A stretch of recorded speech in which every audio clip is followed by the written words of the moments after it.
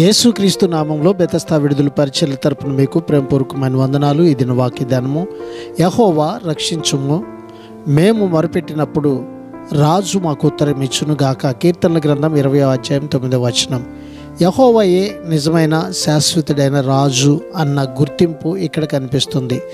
సత్యంతో ఆత్మతో ప్రార్థన చేసేవారు తమ ప్రార్థనలకు జవాబును ఆశిస్తారు. కేవలం ఆచారం కోసం ప్రార్థించేవారు వారి జీవితంలో సంతృప్తి చెందరు. యెహోవా మనల్ని రక్షించే దేవుడు మాత్రమే కాదు, ఆయన మన ప్రార్థనలకు జవాబు ఇచ్చే దేవుడై ఉన్నాడు. ప్రార్థన.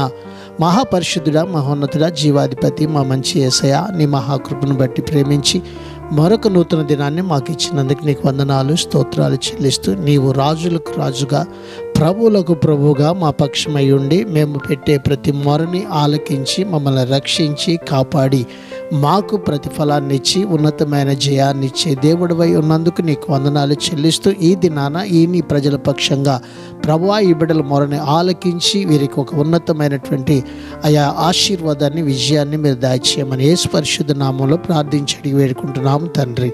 ఆమెన్.